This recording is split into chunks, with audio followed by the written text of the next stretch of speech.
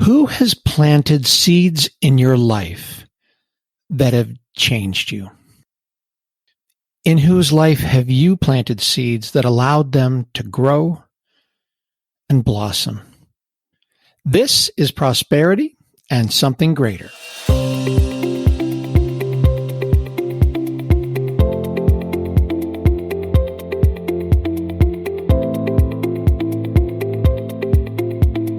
My guest today is Dr. Larry Anderson. Larry's the founder and CEO of the National Center for Technology Planning, headquartered in Tupelo, Mississippi. Now, the moment he begins to speak, you will know he is a true son of the South. And Larry has served as a junior high school industrial arts teacher, middle school principal, university professor. He's the author of multiple books. He's a pioneering podcaster, by the way. He was the first educator in Mississippi to create a podcast named Think Like a Leader. He created the first podcast in Mississippi for real estate, and he was named an Apple Distinguished Educator in the year 2000. Now, in 1994, he was appointed by the Mississippi governor at the time to the Council for Education Technology, and the list of his accomplishments is much longer, and it's included in the information in this podcast. I will tell you that Larry says his greatest accomplishment is being a husband and a father. If you know this man, you know that he means it. I first met Larry at, some educational conference at which we were both speaking. Larry's one of the kindest, most gracious men I've ever met in my entire life. He's also brilliant, so I am delighted to introduce to you my friend, Dr. Larry Anderson.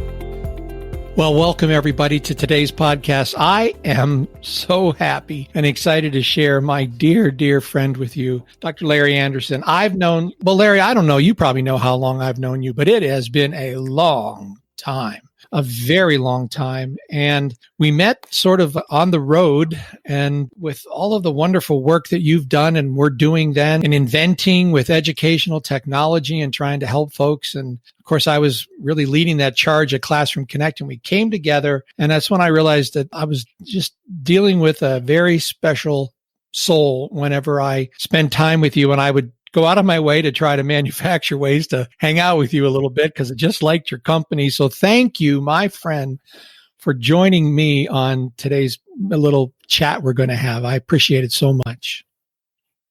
I can tell you it is a high honor, a very high honor that I do not take lightly, to be able to spend a few moments with my friend Rem. We've had a lot of experiences together, and the calendar has been flipped a lot of times. Yet it seems just a short time ago that we first were together. Yet those memories linger through the years and I think become stronger. I could not agree with you more. So, my friend, let's just jump right to it. You know, the topic is prosperity. And how do you define prosperity for you? The answers I'm going to give are responses. Let me say this, and you know I'm a person who chases rabbits. I'll start on one topic and switch to another. But I know you know me well enough to know that you have to be the ringmaster and keep us going. But when I've done speeches and people want to have a Q&A session, I say no. We have a Q&R session, question and response, not necessarily answer. So I'm going to give a response to that. And so I have thought about your question that you were going to ask me about my definition of prosperity. On purpose, Rem, I did not write down any of the thoughts I had because I want them to come through my mouth, having passed through my head, having begun in my heart. And I mean that sincerely. So prosperity to me is a concept that I get from how it is for me, how I feel about the way I treat other people. And in concert with that is how that measures up, balances with things I may have done for other people. And while there's some thought in the universe that prosperity means money, money certainly is one of those things. You know, Zig Ziglar said money's not everything, but it's right up there with oxygen. That's good. And so it is a feeling for me that's more than any concrete thing, I would say right now. Maybe in 60 minutes, I'll think something different, but I feel very prosperous looking back over my career at the number of people who've come into my life and flavored my life with something special that allows me to pass it on to someone else in a way that is going to enhance that other person's life. Earlier, you and I were talking about our having written things. And I've written some books on technology and a book on photography and other things. But there's one book I've been working on for a long time, maybe 10 years. And I'm not able to finish it because when I start telling people about it, they want to contribute to it. And the working title is The Power of the Seed. And it's about the people who planted seeds in my life that made all the difference. Yet, at the time they planted those seeds, they did not know they were doing it. But those seeds that came from my mother, and I came from a very fine family, and my pastor's wife, and our church custodian, I have devoted the book to our pastor's wife and the custodian. And let me take a little short side trip here. And why I say my pastor's wife. My mother and daddy, we were very religious attenders of First Baptist Church in Starkville, Mississippi, where Mississippi State University is. And mother and daddy often were early to church and late leaving. So one day, it was a warm day. After church, my brother David and I were sitting in the back seat of our Chevrolet car, no air conditioning. And so mother and this lady, Mrs.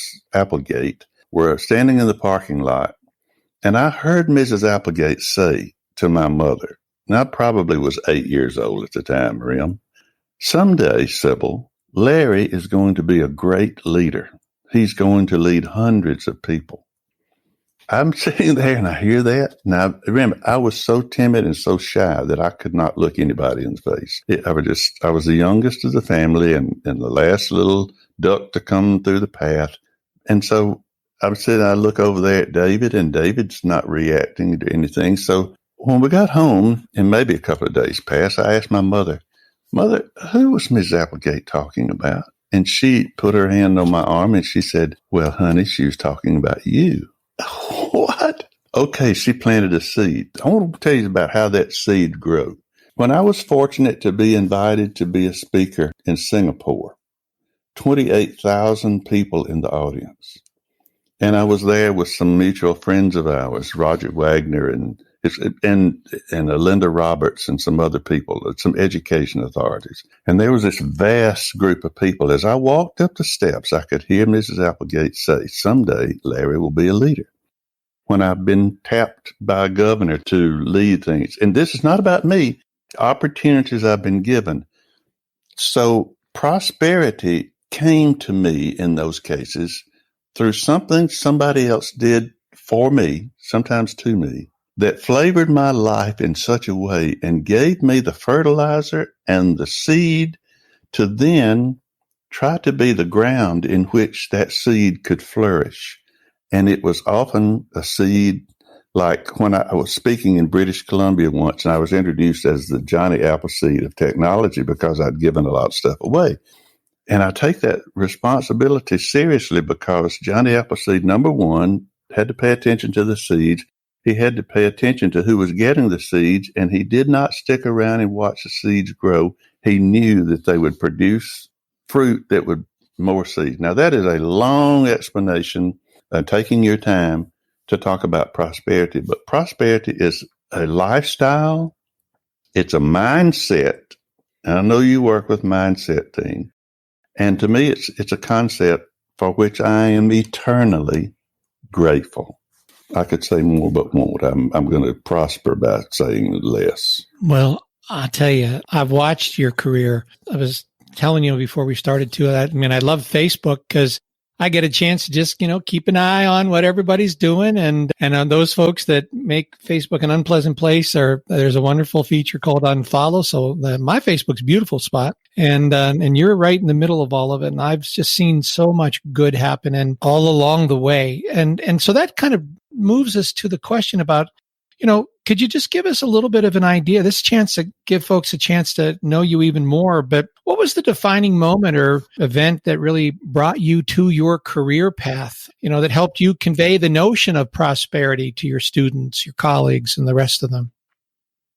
Well, okay, Ram. Now, you know that I live in the deep South, the southeastern United States, and people on other continents who are listening to these programs, the excellent programs you're putting out, may not realize that we have an art of telling stories. So I'm going to tell you a story that I've told many times, and it's important to me. And this is it.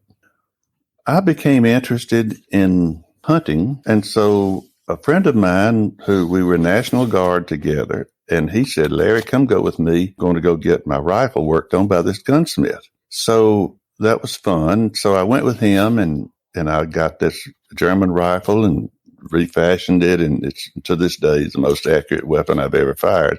It's the one that I helped him put together. So then when I finished high school and I went to Mississippi State University, I thought, what is going to be my major? Because I'm interested in so many different things. So they had these courses like woodworking and metalworking and machine shop. And I thought, oh yeah, that's pretty close to being a gunsmith. And so I took those things. And I had two people who dropped seeds in my life. One was a friend of mine who was a gunsmith, and he and I were very close friends. We even became ham radio operators at the same time. And he said, Larry, if you want to feed your family, don't become a gunsmith. You have so much more to offer than just making money as a tradesman like that. I thought that was strange. The other one was my professor in machine shop, and he said, Larry, you have an interesting way of looking at things. What you need to do, I listen to you talk to your fellow students, and you need to teach. You need to be a teacher.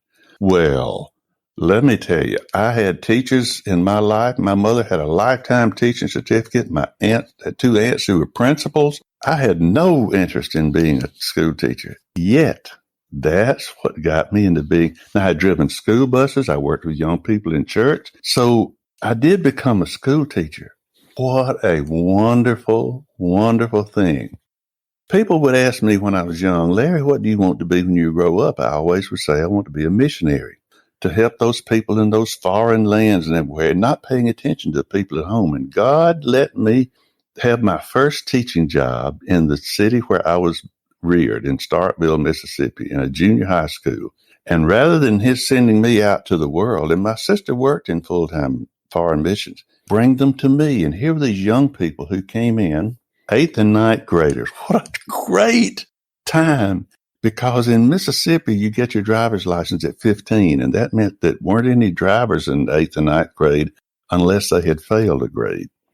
And so I became a teacher through sort of a circuitous path, but it was exactly where I needed to be. And then after I became a teacher, then I was a middle school principal, and I loved those children, and I got to teach at the university and to teach teachers. And during that time, and since that time, I've been able to work with teachers all over the world and educators all over the world. And therefore, by that, I had the opportunity and the privilege and honor to cross paths with people like Rem Jackson. Well, we were lucky to have you. How did you get so interested in technology? When did that come in and just grab a hold of you and never let go? Because this was early. Yes, I told you I was curious. And so when I was teaching industrial arts, nobody knows what industrial arts is anymore. Shop. To me, industrial arts was a lot more. I didn't let them call it a shop. It was a lab because we could experiment. Making mistakes was fine. There's no problem. Sometimes you could make a mistake and create something that was better than what you started out making. It was great. So there was a time that a friend of mine had a computer. This was in the very early days when Radio Shack had their little TRS-80. And then this friend of mine had this thing called an Apple. And I thought, what in an Apple? I was seeing this chartreuse green metal stuff inside a plastic box. What on earth is this? And he too was a ham radio operator. So we went to a radio meeting and came back, and I went to his house and saw this thing. I thought, wait a minute.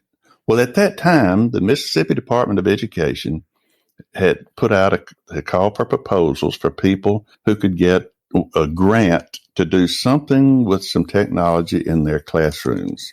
And so I thought, okay, this will be good. And we started with, now you and others who know computers, this will be funny.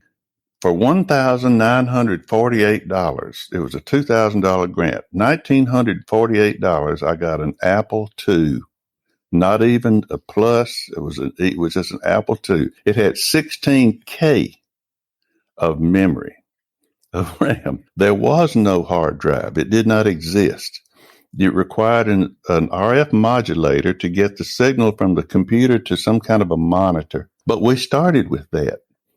And the stories go great with that. So I had a lot of luck with that, and the students using the computer to help figure out how to create their projects. And the ones who wanted to do their algebra homework, I said, yes, sir, but there's one thing you have to do. You have to program that computer.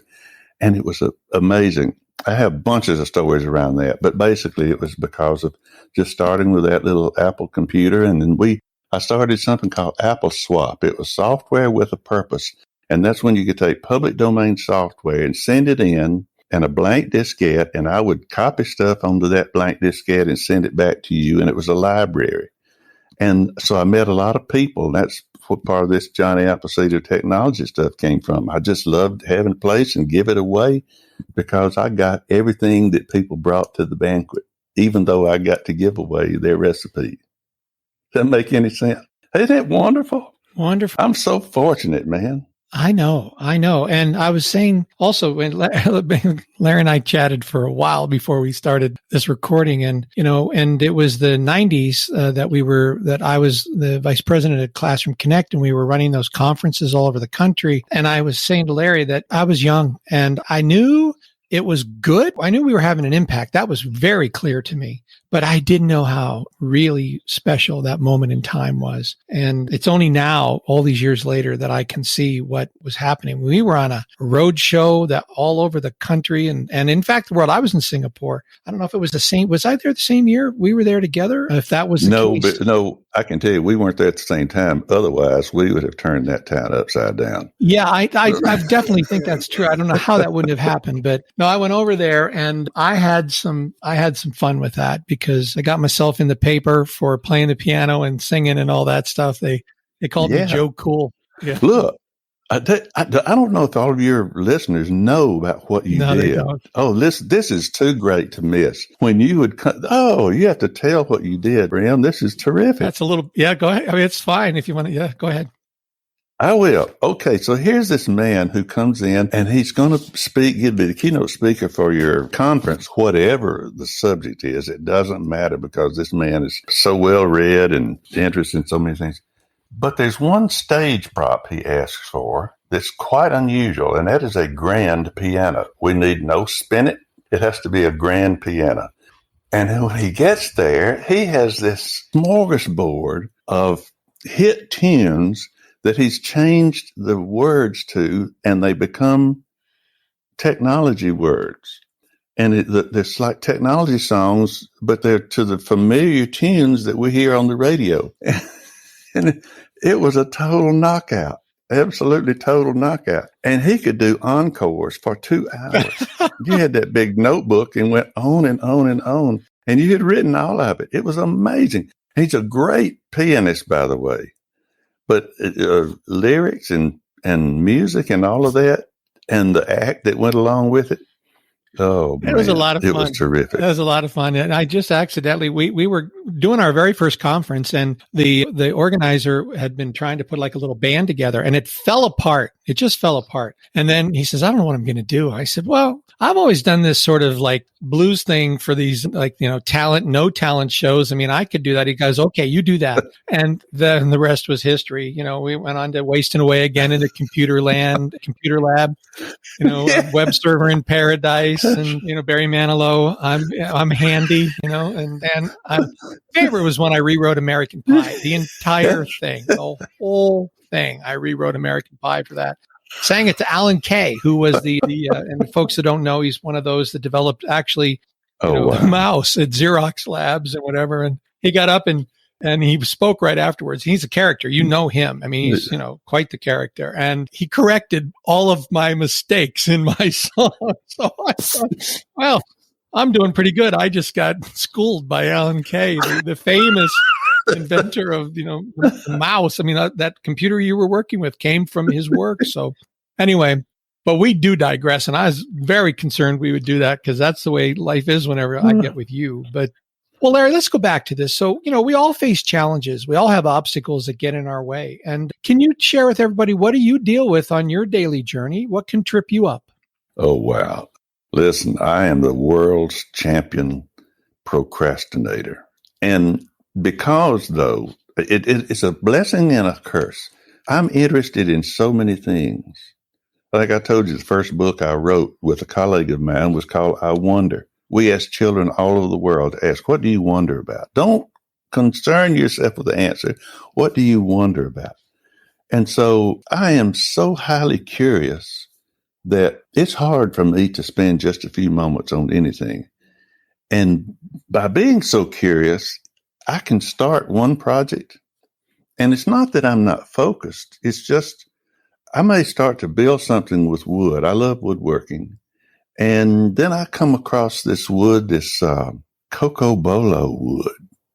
I'm thinking, now this is going to be interesting. And I get ingrained into the grain structure of the wood. I want to find out where it's from, what the country is like around there. I'll go to Google and search. And you see, it takes me a while to get back to what I was going to do. So it's not a lack of focus. It's just harnessing my attention at the most appropriate times to accomplish a task at hand, especially if it is a time-sensitive project. Now, I've gotten many, many benefits from taking a circuitous path to discover something because of what I learned along the way. But procrastination, I suppose, is one of those things that trips me up because if there is a deadline, then when it gets close to the deadline, I find my stress level going up. And that is an enemy to prosperity. So the better I am at remembering that if you wait too long to get to the finish line, you're going to be in trouble. If you've done there enough times, you know what that feels like. So I suppose the thing that trips me up is the procrastination, partially due to just having that unbridled interest, procrastination. Yeah. And that's, in all the work that I do with my doctors, putting them off. There's a wonderful book. I think it's by Pressfield. I think it's called The War of Art, not The Art of War by Sun Tzu, but The War of Art. That's all about procrastination. He's a writer, and it is brilliant way of looking at working on that problem. So then what's the top strategy that you use really to keep you go in the right direction and not slipping into those old bad habits? I suppose it's remembering what happened in the times when I did procrastinate and get too close to the end, and then stress levels went up. As far as a strategy, it's just self-discipline. That's really what it is, basically, self-discipline. You can tell yourself all day long that you should do better, but until you take action and do better, it's not going to improve. And then I am able, hopefully, to reflect upon the victories that I've had when I did not procrastinate, but go ahead and achieve something. I have such a good feeling when that's over. Oh, I know. Isn't it great? It's so great. And that celebration, never forget to celebrate. A friend of mine learned this lesson from someone else. It said, when you speak with somebody, the first thing you say is, what are we celebrating today? That's a nice question, isn't it? I like that. Great. I love it. I got that from my buddy, Peter Wishney. I really wanted to ask you this question. So the people that are listening to this podcast, they're interested in achieving their own special version of prosperity. And what advice do you have for them? Advice, piece number one is become a subscriber to and be a regular listener to Rem Jackson's podcast on prosperity. And I thank you for that. And I'm quite serious. I really have enjoyed listening to some of these, and especially if we don't get back to it. Episode number 16, the best of my recollection, was on Think and Grow Rich. What a fabulous Oh, book by yes. Napoleon Hill. Yeah. And, while I am sort of responding to your question, I've had, this is going to be mixed up with other things, but I've had the wonderful experience, particularly in teaching graduate school at Mississippi State in instructional technology and having graduate students who were doing much more than just come into class because it was in their curriculum and they had to just lockstep through there like cows through a milk barn to get a degree. And so I had a list of 30 pieces of literature that I expected them to read. I call it my success library. And the reason I wanted to have this for them was that I wanted them to get far more out of the courses that they took when I was the instructor than simply what might have appeared in a syllabus somewhere. I wanted lessons to give them lessons that would stay with them a long time, far long after when they forgot anything that they might have learned if we just taught what was in the syllabus. And so part of that deals with the kind of books you read. And I used to say that all leaders are readers. And I got that, I guess, from Jim Rohn. Either Jim Rohn or... I think it's a quote of Harry Truman, to tell you the truth. I think that's what absolutely. Well, yes, absolutely. Mm-hmm. That'd be good. It's a truth. And so the first book on there, of course, my number one book for everything is the Holy Bible. But the book that's had more impact upon society around the world than the Holy Bible is that book, Think and Grow Rich by Napoleon Hill. And I would tell my students, for your future growth, I want you to understand this. They'd say, Dr. Anderson, wait a minute. We're learning about technology planning. And why are we learning about making money? No.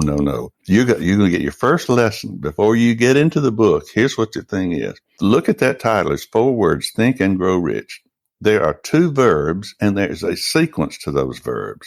Think. And we need to spend enough time concentrating on what think is and what it means to think and think deeply and think incisively. Then once you've completed that, then you can grow. Think and grow rich. And by doing that, you understand what riches really are.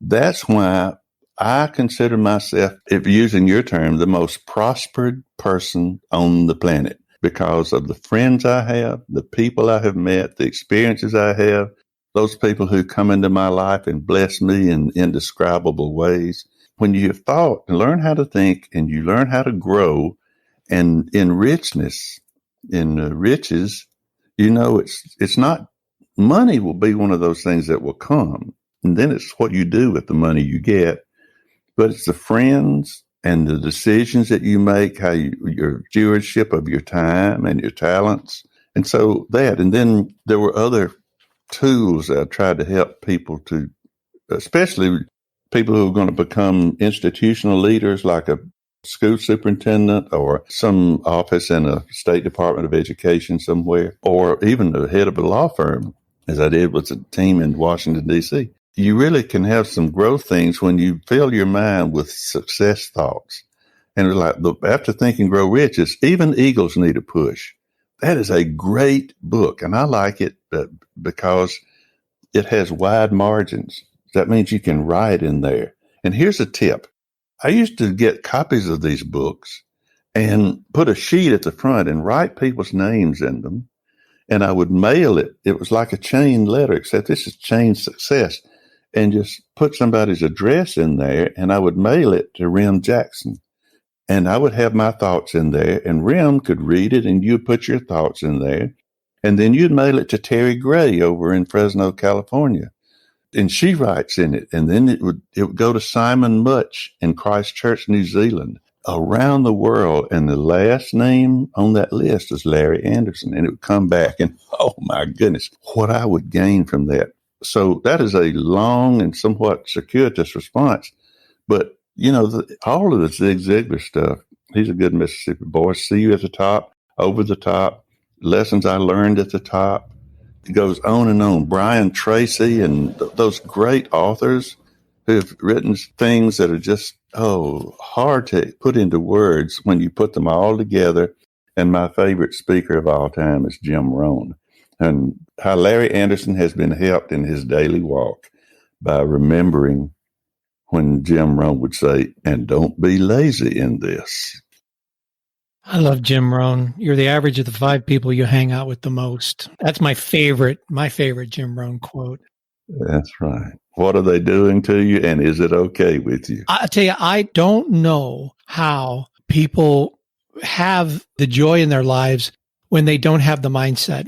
That's like when I built this company, a mindset was an absolute foundational part of all of it, because I can teach you all of these executable skills and all these things we can do. We can teach that. We can do this. This is 1 + 1 = 7. It's like that. But if your mindset's not right, then it really just doesn't matter. It doesn't matter. Hey, Larry, I want to ask you this one. I'm interested to hear it. But if you were a toy, any toy at all, what toy would you be and why? I would love to be a teddy bear. And I probably am. I talked about this with my wife, and she said, "Are you sure you want to say that? Now, you need to say something profound." I said, "I've not uttered a profound statement in my life." But a teddy bear, because she said, "Why?" Which is the perfect question. Because to me, a teddy bear is a demonstration. It's pleasing. It's welcoming to all. A teddy bear doesn't care the color of your skin. He doesn't care, or it doesn't care about these other things, the burdens you can bring. But in here where I sit in my den, there's a small child's chair in the corner right over there. And in that chair is a teddy bear. Because it's always, if I ever need it, I can hold that teddy bear and feel comforted. I can tell that teddy bear anything. The teddy bear will never disagree with me. It will never disappoint me. And he will allow me to uncover the things in my soul, whether they're something I celebrate or whether it's something that's bothering me. And so it's welcoming. It's non-threatening. It's welcoming, but it's something that everybody, if they were honest, want to use to help themselves. And so I would like to be one of those toys that anybody could find, and they would have joy in their heart, and they would feel better when they put the teddy bear down than they did when they picked it up. Yeah, and so many people love their teddy bears. And Larry, I don't know off the top of my head which episode number this is. It's 20 something and up there. You were the first person that answered that the way I answered that. That's me. That's my toy. I would be a teddy bear for very, very much the same reasons. And there might have been one episode where I revealed that, but no one's ever really asked me. And that's always been my answer from, the beginning. And so, well, how about that? That's great. That makes me feel so good, because that makes me feel that we have yet another connection. That's right. That's exactly right.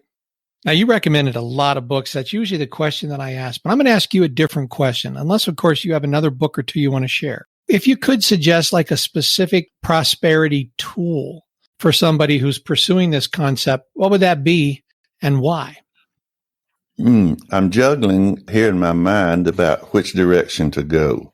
I think about how much I've learned from books like the 1 Minute Manager and what that is. What I've learned from books like Acres of Diamonds, As a Man Thinketh, and what that means for prosperous life, my mindset, if you will. But in a more practical sense, this depends upon the individual.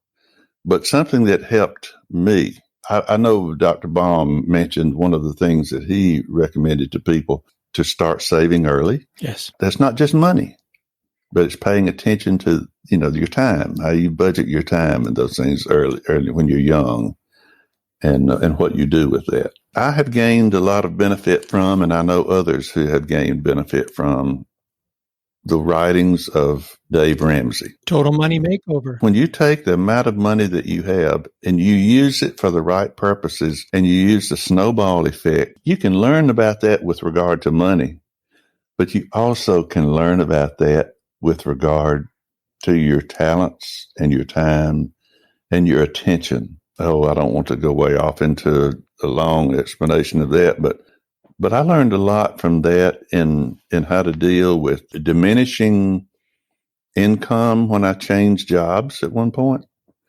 just how to manage those things and to get ahead of the curve so that we could have the investment would be something. And it helped me to think about what the word investment means. So I would say that for a person who wants to be prosperous as a leader, maybe regardless of your avocation or profession, is to pay attention to your income, your money. And you need to use a tool like that Total Money Makeover, anything that Dave Ramsey does, or come along and put a sidecar on that and do something with some of those great books that have stood the test of time. The James Allen books, good gracious alive, Acres of Diamonds, and what they teach you about how just to be better. And I'm trying so hard not to go off into one of my professorial discussions that almost has no end. Well, I can't thank you enough for the time that we've spent together. Larry, I am really, really looking forward to this so much. You left out the word trepidation. Yeah, no, it is so good to spend this time with you. Thanks for taking the time to share, your thoughts on this with me and all the rest of these folks, that rather significant number that have been checking out what other folks think about this. So, Larry, thank you. I appreciate it. May I have the liberty to make 2 comments? Certainly. Okay. Number one is when you're going to try to help someone achieve more than I've achieved, which wouldn't be much. But there's one thing that I did when I was teaching college, and I've done it since I've retired, and I've used it for other things, and that is the use of a journal. Recording your thoughts and writing in a journal. When I was writing a book at one time, I had to write my philosophy of education. And I began writing that, and I looked down and I read what I had written, and I thought, wow, there it is. And so I came up with this question: how can I know what I think until I see what I say? So when I was teaching at the university, I had a high-level seminar class. It was a pinnacle course for graduate students. And for each of them, I required them to buy a leather-bound journal, not something from Walmart. It was a leather-bound journal. And we took them to a bookstore in Starkville, Mississippi, and had their name embossed in gold on the front. And in the back, I had a sticker that I put in there, and I said, "Words written in this document are worth millions of dollars. Please go back and read them often." I cannot tell you, Ram, how many times people have come back to me over the years and said, "Dr. Anderson, you don't know what it meant. You told us to write in our journal." I had to learn how to write to a journal. But I began recording my thoughts that nobody else would see. It's not a diary. And so I would really encourage people to have a journal. And that's number one. And the other thing is I took the liberty in communicating with your staff and gave them some questions that I would like for you to ask me. And there's one question that you haven't asked me yet. And so I just want to tell your audience what this is. My question I wanted Ram to ask me was, who is the world's best piano performer for a convention keynote speech? And why would you ask for my autograph? It has been a rare life's pleasure to have this moment with you, and I thank you so much, Ram, for allowing me to be a small part of your garden of greatness. Well, thank you, Larry. And I can't wait. Listen, you make it out here to the Mojave, and we will spend some very quality time together. Las Vegas is much, much more than what they show you on the commercials. And I'd love to take you to the Red Rocks and show you one of the prettiest places in the whole world. We'll do that soon, my friend. Wonderful. Thank you, Larry. I look forward to it. Thank you. Who has planted seeds in your life that have changed you? And in whose life have you planted seeds that then allowed them to grow and blossom? Speaking with Larry reminded me of a story that I read quite a long time ago in Michael Lewis's book, Next, The Future Just Happened. This is still one of my favorite books, and it was published in 2001 and had the very unfortunate timing to be released just before the 9/11 attacks and the aftermath of all of it. So it's really one of the lesser known works of Michael Lewis, but I love it. The book is about the impact that technology was having on our lives in the 90s and the 2000s. And again, the early 2000s, only 2001 it was published, mostly the 90s. it's even more delightful to read this book, given that 20 years have now passed since he published it. It's a very interesting perspective. But in that book, he tells a story that really impacted me about a computer scientist named Danny Hillis, who wrote an essay for Wired magazine way back when called The Millennium Clock. I recommend the book and the full context of this story, but for our purposes today, this short tale will suffice, and here it is. And in the mid-1990s, as he was approaching his 40th birthday, Hillis had become troubled by something that he noticed in the people around him. He said he was working on the fastest machines in the world, and all my customers were worried about was faster, faster, faster. And I realized this obsession with speed was making them forget about the future. Their time frame was the next nanosecond, not even what's happening next year or next century. And I felt like people were really missing something important. And in his essay for Wired, Hillis complained specifically about the way the future kept closing in on him. He said, when I was a kid 3 decades ago, he wrote, the future was a long way off. So was the turn of the millennium. Dates like 1984 and 2001 were comfortably remote. But the funny thing is that in all these years, the future that people think about has not moved past the millennium. It's as if the future has been shrinking 1 year per year for my entire life. 2005 is still too far away to plan for, and 2030 is too far away to even think about.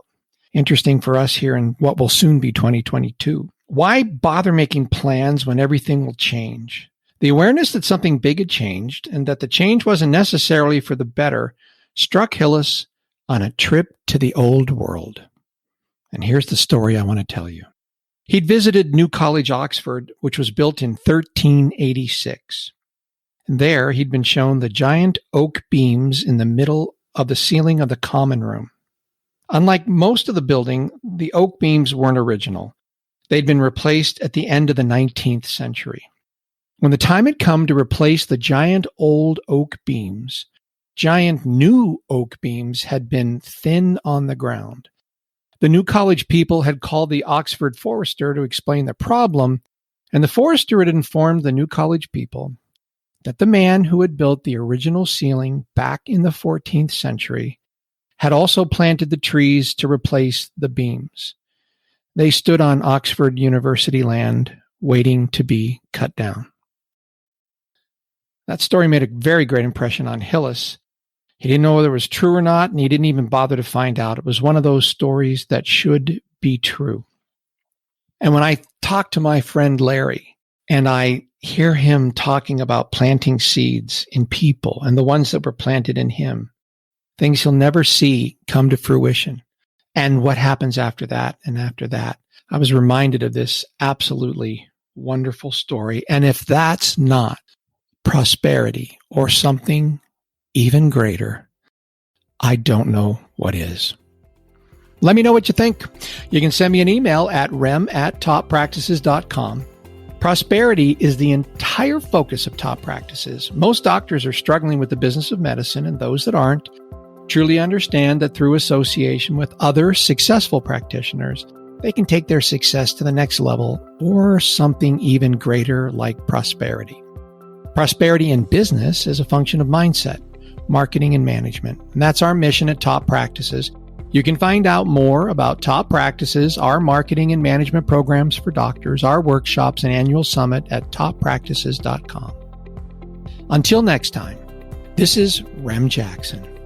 Smile when you wake up and then have a really great day. Your best day ever. And see if there's some way that you can plant a seed today. Nothing is more important.